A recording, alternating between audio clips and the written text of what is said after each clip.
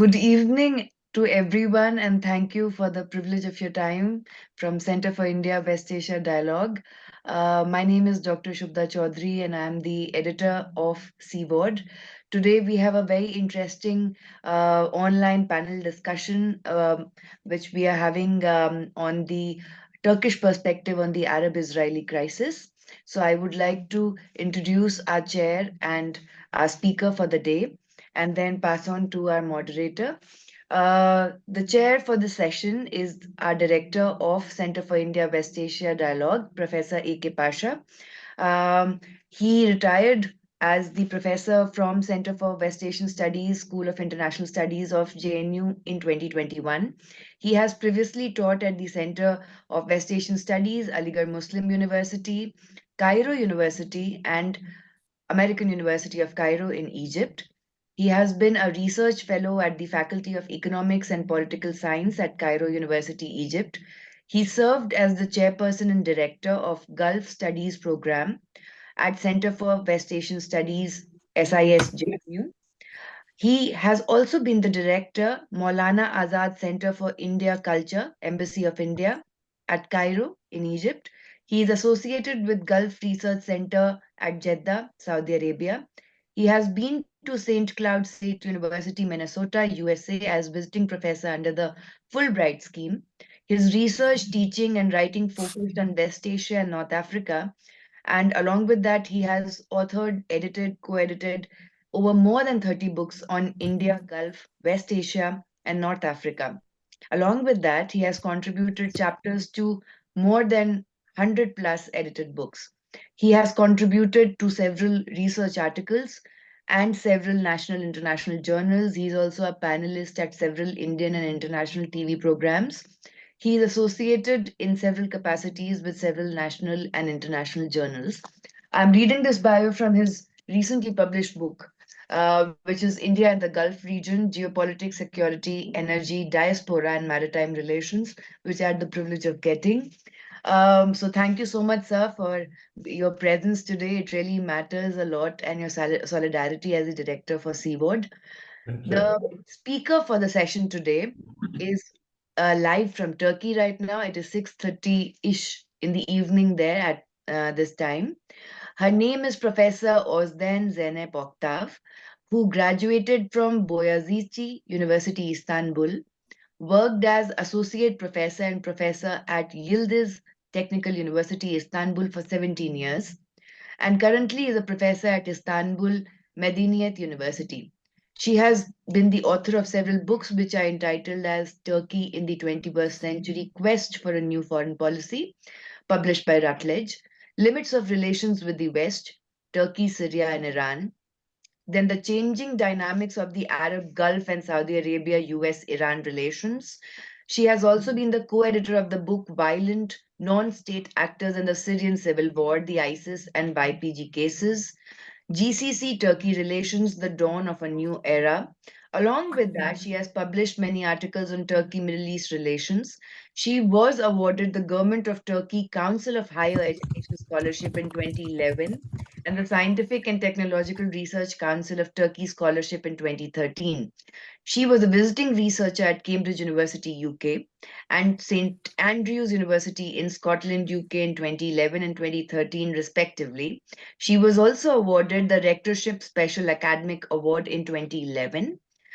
Today, our moderator is the Research Director of Center for India West Asia Dialogue, Dr. Umair Anas, and who is also the Assistant Professor at Ankara Yildirim Beyazıt University in Turkey. With this, I would hand over the platform to our Research Director. Thank you.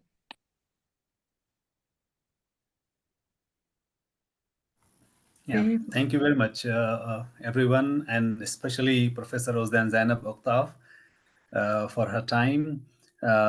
Thank you very much, Professor Aftab Kamal Pasha, for, I should say, leading this CWAD initiative, research organization, and providing his scholarly and intellectual guidance to us. And thank you very much, Dr. Shubda. I must say, I would like to briefly introduce the Center for India West Asia Dialogue. This is a part of International Dialogue and Diplomacy Foundation, which is a registered organization in New Delhi. And the Center for India-West Asia Dialogue was primarily established to start a research organization to have more discussions and dialogues about India and India's West Asia relations, and of course West Asian countries, society and politics, and their overall affairs. And we have this understanding in India that, of course, India has been civilizational relations with these countries and has been part of the extended neighborhood of all the regions. I mean, if you see the traces of ancient relations between India and Turkey, the Middle East, the entire West Asia, can be found in almost every country. From Turkey to Saudi Arabia to Egypt, everywhere. So wherever we go, we will find ancient traces of ancient relations between India and Turkey, and India and West Asia.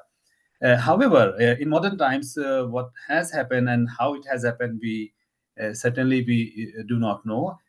Even during the time of our independence struggle, the relations between India and West Asia were quite vibrant, quite active, very good.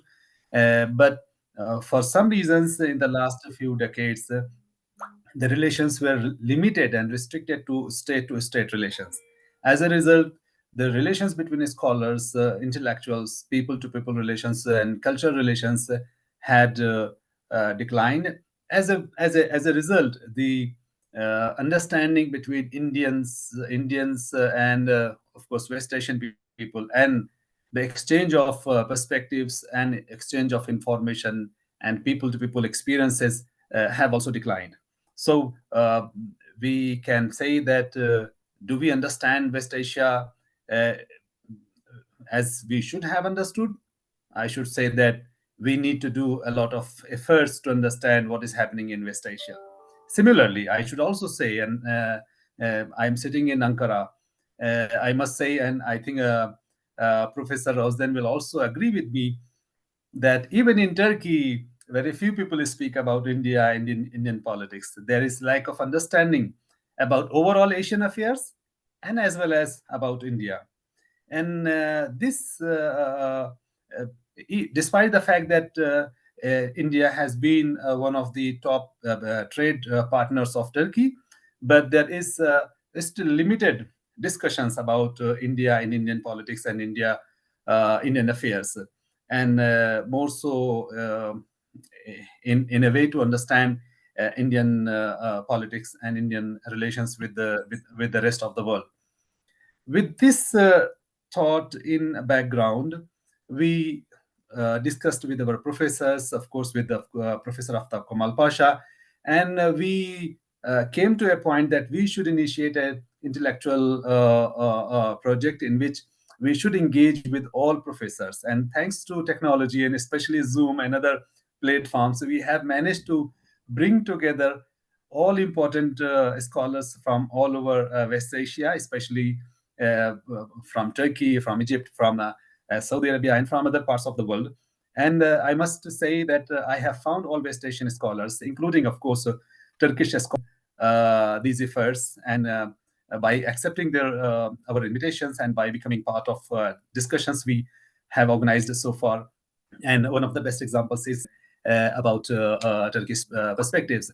As Dr. Shubda has already introduced the speaker, I must say that Professor Özden has been a prolific contributor in Turkey's understanding about Asia and Turkish foreign policy and Turkey's neighborhood policy, deep understanding of Turkish affairs, Turkish politics, its foreign policy. So what we are going to listen today about Turkish perspectives on the ongoing conflict in West Asia, especially the Hamas and Israel conflict. We are going to have to listen one of the most studies on this subject. So we are going to listen very the understanding in which Turkish state as well as Turkish society is thinking and acting on the issue of Gaza and Israel. Floated the idea of guarantorship, which has not been much welcomed by the region, but it is a kind of a new proposal with Turkish foreign policy foreign minister has floated the proposal very seriously, and things are still developing. And we are not sure whether this proposal is going to be accepted, but certainly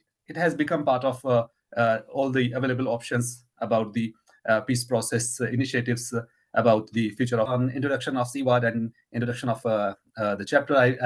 The discussion I would like to, Dr. Shubda, are we going to start with directly from Professor, or as I suggest that we should hand over? Yes, we should start with Shubda, Professor Pasha, and he will have 15 minutes to speak, followed by Professor Özden, who will have 30 minutes to speak. Yes, all right. So I think that we are also going to listen from Professor Pasha. I think that it will be also, of course, we in India are also taking. So over to you, Professor Pasha, please. Thank you, both Dr. Umair Anas and Dr. Shubda Chowdhury. I will not take 15 minutes to the speaker, Professor Özden Zeynep, so that we listen to her more, and then maybe a few remarks, concluding remarks. You know, at the outset, last week I was in the southern Indian state of Kerala, the Kerala Literary Festival, and Turkey was the guest of honor country in the city of Calicut, India. Ambassador Excellency Sunil had come there, and one more Turkish scholar from Ankara had come. And we had almost 1.5 hour discussion to a very old, more than 500 years, but in concrete way, the people-to-people contact in a meaningful way started in the second half of 18th Fatima Bibi and Ali Raja, rulers in Kerala. They had direct contacts with the Ottoman sultans, followed by Tipu Sultan from Mysore in 1792. So there is a long history from Istanbul, Turkey, other parts of Turkish-controlled empire to different parts of India for trade, commerce, for cultural issues, so on and so forth. Of course, after independence in 1947, both India on international relations. India, of course, wanted a federal state of the Jews and the Palestinian Arabs, but that could not take shape, and we recognized it in September 1950 in the non-aligned bloc, but Turkey became a member of the NATO and established ties with Israel.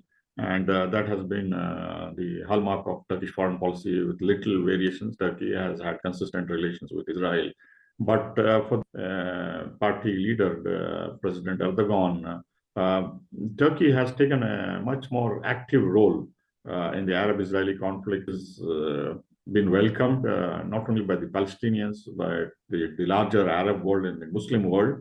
I think Turkey is well placed with the United States and also with Israel to meaningfully push for just settlement. Of course, first with the humanitarian ceasefire and then the release of hostages and then reconstruct. Huge task, Turkey along with its other partners in the West, and also it has good relations with Russia and China and other partners in the region. It can play a very useful role. I would stop here and look forward to listening to Professor Özden Zeynep.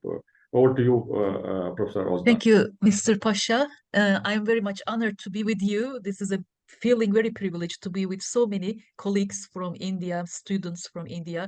I would like to extend my thank you very much. Yes, in Turkey, we are not maybe much aware of Indian politics, but believe me, the image of India in Turkey is very, very much. Our primary school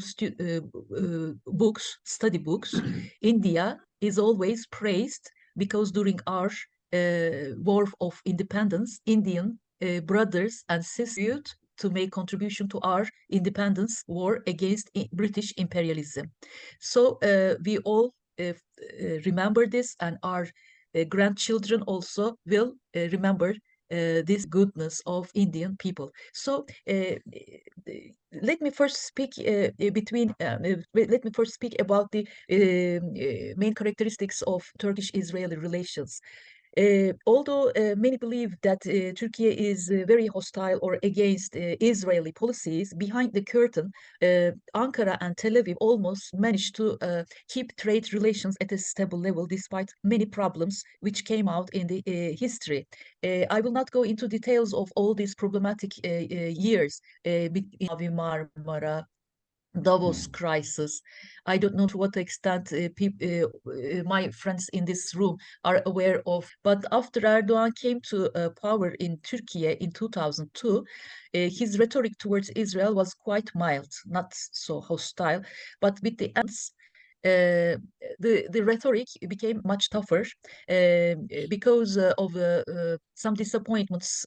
What were these disappointments? For example, Turkey wanted to create a stable region in the Middle East by building relations both with Israel and Syria before the Arab Spring, and tried to improve especially trade relations with Israel. But unfortunately, Israel did not much contribute to this aspiration of Ankara to build a stable and peaceful region in the Middle East. And Turkey was very much disappointed, and Davos crisis came out after the Syrian crisis. The relations with Israel came to the lowest ebb, and they both sides cut the diplomatic relations. But interestingly, very showing this war, what is happening in Gaza as war, I'm just calling it as catastrophe because this is a big tragedy in my eye. I mean, which started on the 7th October, and soon, a very short time before the outburst of this catastrophe on 7th October, Turkey and Israel would pay a bilateral visit to each other. I mean, Herzog and Erdogan, and they Ankara relations. Behind the curtain, the trade relations were already very good. As I mentioned, they wanted to mend the relations after 10 years, after the Syrian crisis. So, but with the outburst of the Gaza crisis, preferred to have a very, I mean, to use a very mild language towards both sides, towards Palestinians and Israelis, and remain calm. But as the war or this catastrophe got worsened and worsened, the rhetoric of Erdogan changed a lot, and Erdogan called Hamas as what is happening in Gaza as genocide. So after the language was getting worsened, the relations with Israel, as I mentioned, became worse and worse, and this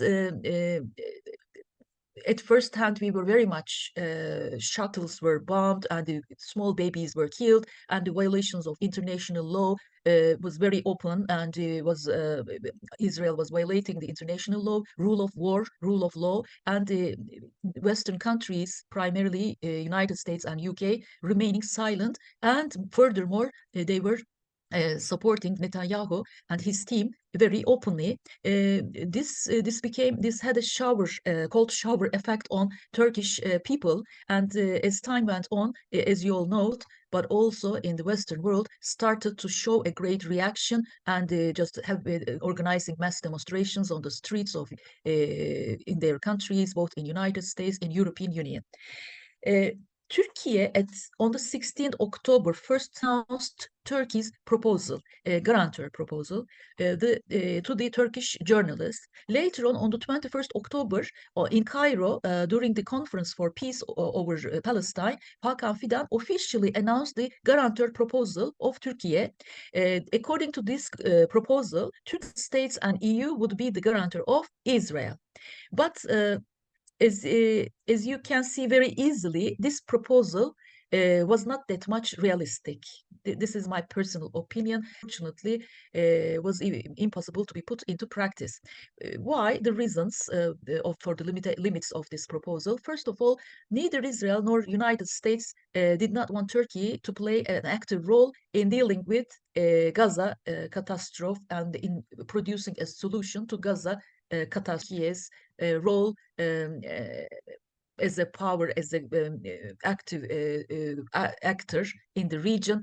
In my opinion, Israelis, leaving aside Israel, Iranians and the Arabs also did not want Turkey to play an active role in Gaza issue, just stemming from their memories stemming from the Ottoman Empire. Because while Turkey was acting in the region as an or playing a proactive role in the region, was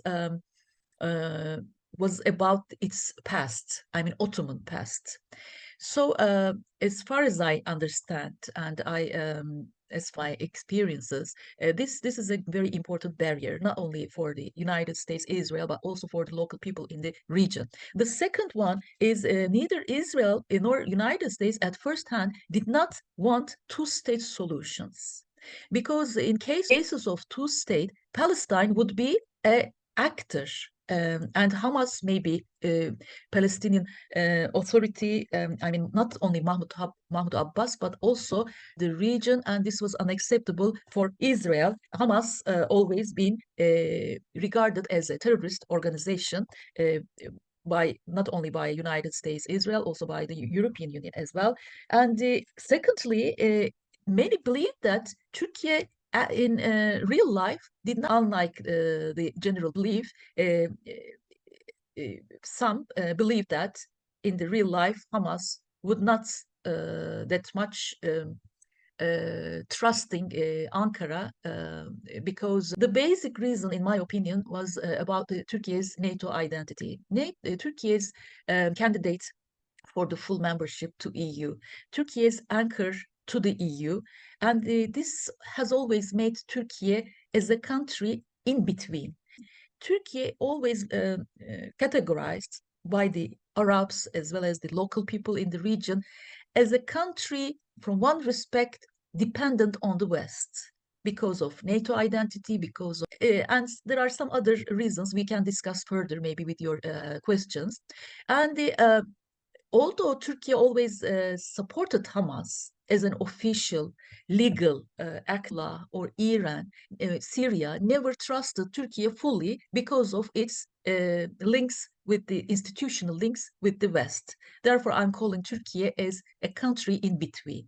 This proposal was not that much realistic, because the Israeli intention was very inhumanitarian. Its intention, Gaza, to displace them and to control the region completely, because Gaza, as you all know, has a coast to Mediterranean, has a very geostrategically important place, and this regarding the rights of the Egypt or Jordan, Israel wanted either the killing to urge them to.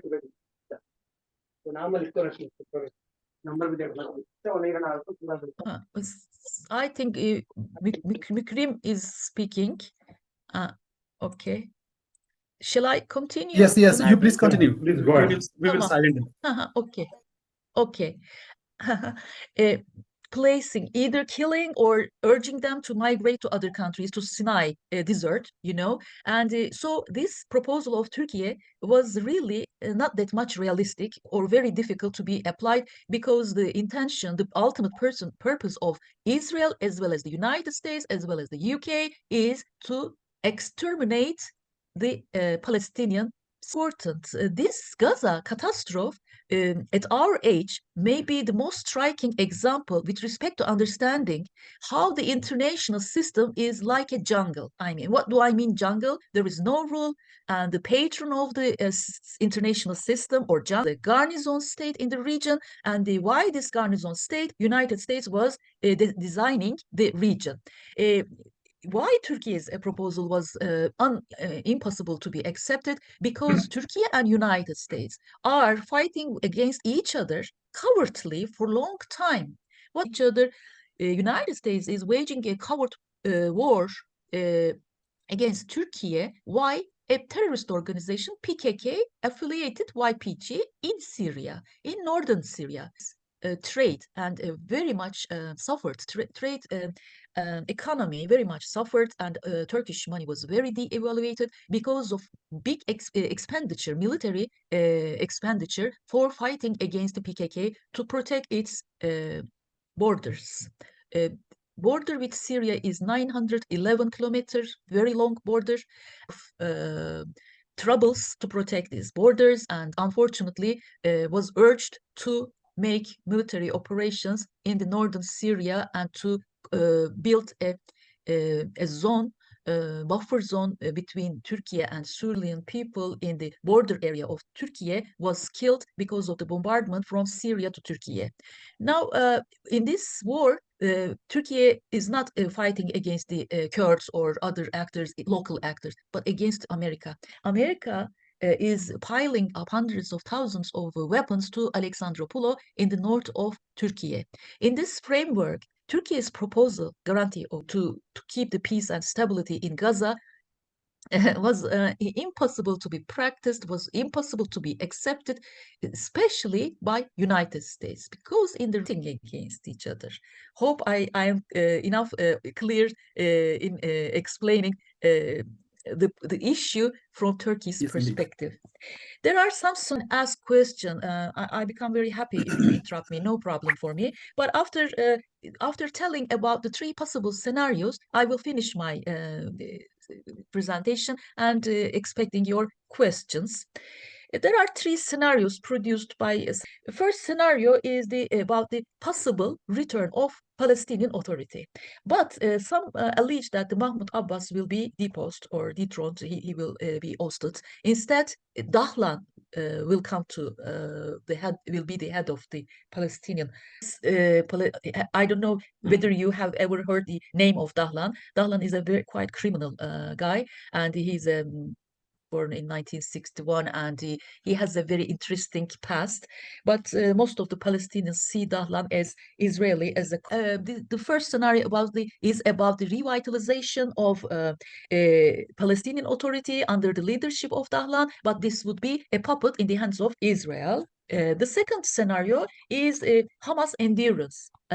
This is not that much thick because Hamas for now is still resisting, and probably he is supported by many other actors in the region. But I'm not that much expert on this issue. But Hamas and if Hamas just continues to revitalize, the Palestinian Authority may be reinstated under the leadership of Barghouti's leadership. This is Marwan al-Barghouti. He was arrested and put into jail, put into the custody, and he's imprisoned by Israel since 2002. But this scenario is not that much probable to be realized. It would be realized only if unites the Palestine as sovereign and independent state. The third scenario, the other scenario is about the probable Arab investment in Gaza. As you know, maybe you heard, I don't know, Arabia to reconstruct Gaza and to make investment in Gaza and to help the Gaza Strip. And this I don't think that these two countries, Gaza, by cooperating with Israel, they don't want to have the negative image in the eyes of the Muslim world. Another scenario is the Israeli direct military occupation of Gaza. And you know, Israel wants to create a buffer zone between Gaza attacks to Israel, and this would lead to demilitarization of Hamas, the radicalization of enclave, and but this occupation, in my opinion, will lead to further resistance of Hamas, further radicalization of the people. Also, is not that much realistic, in my opinion. When it comes to Turkey's role in dealing with Palestine issue, in Turkey, Erdogan, only the Islamist people, AKP has an Islamist electorate, you know, but not only the Islamist people, but also the secular people, also very reactionary to Israel, and very much disappointed by the EU's and United States and UK's approach to this issue, and the anti-Western feelings peaked among the Turkish public, especially Turkish young people. They are very much full of very much reactionary. So in sum, Erdogan as a leader defending the rights of the Palestinian people gained much prestige. In May 2023, after more than 20 years, he gained the elections. The opposition party lost again, and now the coming elections are. local elections will be held on the 31st March. And so this Istanbul mayorship is very important with respect to understanding to what extent AKP will remain in power despite so many economic problems, despite so many devaluation of Turkish lira. But believe me, the main reason for this devaluation of Turkish lira is the fight against the United States to protect our borders. Thank you very much for your patience and for listening to me and Asia and India Dialogue Center. Thank you, Professor. Yes, Professor Pasha. Thank you for a brilliant analysis of many issues which you have touched, the US-Turkey-Israel relations, US-Palestinian relations, and with other partners in the region. I think you have given a vast canvas overview of October 7th. What is fascinating is Turkey is trying to find space from two major powers and Russia also. The assumption was in Washington and in EU that like other NATO members, Turkey would be an obedient and loyal and non-assertive ally. But for the last 20 years, I think President Erdogan has shown that even within remaining in NATO and maintaining close relations with Turkish foreign policy, its economy, with closer relations with Russia. And I think his most historic contribution would be opening up with China, India, and with the African and Asian countries, politically, economically, and also in many other leadership in Turkey that they have managed, despite the coup attempt and despite all the challenges in the economic field, inflation and fall in the liras, which has affected the Turkish people in a big way, because the inflation above 50% is, but hopefully things would stabilize.